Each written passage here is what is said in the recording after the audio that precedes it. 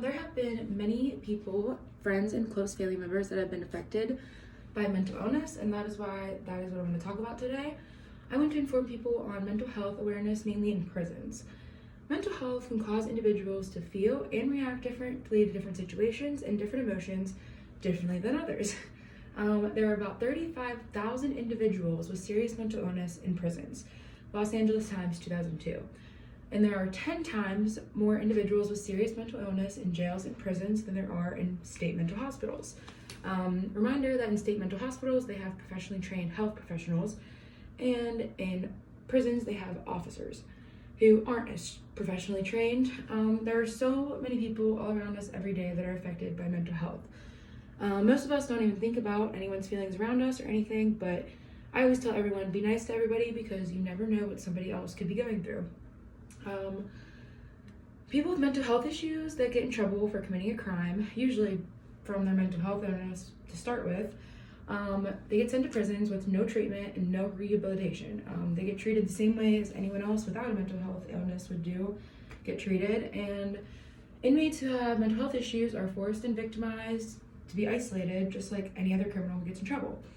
But criminals without mental health issues versus criminals with mental health issues react differently to those consequences and situations.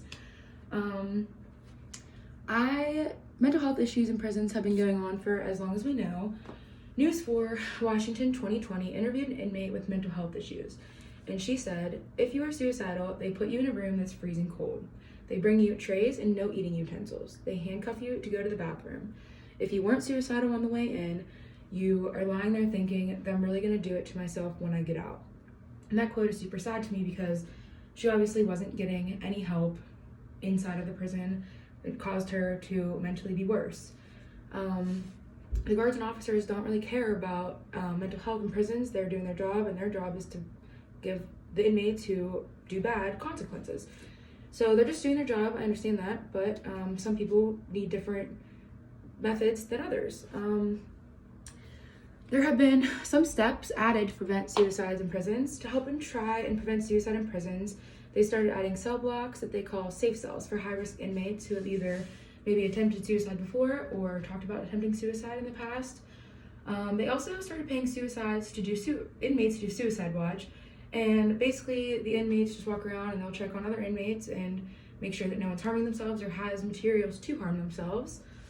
They started to train officers in mental health and suicide symptoms, which I think is a very big step and very important because with officers have those trainings, they can stop suicide early or give them more help than others.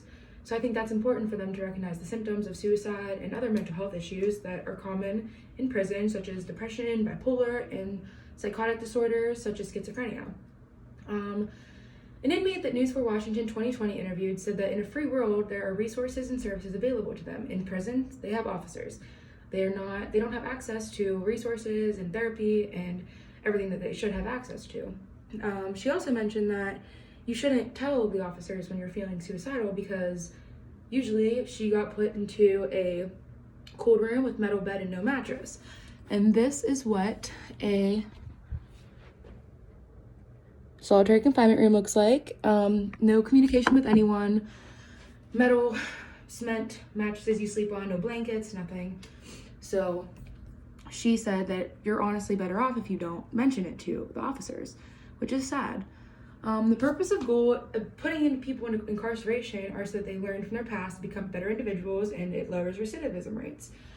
Well, when you put somebody that has a mental illness in an environment such as a prison, it can cause them to act out even more and most likely keep reoffending because they're not getting help they need. The Center for Health Progress 2020 stated that Denver County only has 15 psychiatrists per 100,000 people. With that means that people who need the help they do, serious or not, have to wait months and months and months before they can see a psychiatrist and get the help they need. And I think that's very important that jails should have psychiatrists, therapists on deck for any inmate that needs that help. Mental health has been an issue for a very long time now, and it wasn't taken seriously for many years, and I don't think it still is taken seriously today. They've started to add more preventions for suicide, but not really mental health itself, more suicide. So I guess that's one step further. The purpose of prisons, which is punishment, is unhealthy for these individuals with mental illness, and I don't think it's the answer to help people who you're trying to get to non-reoffend, when it's just doing the opposite. Next time when you are anywhere, you should just try to be nice to people who surround you, because you never know if you could be saving someone's life or even just making them smile. So, thank you.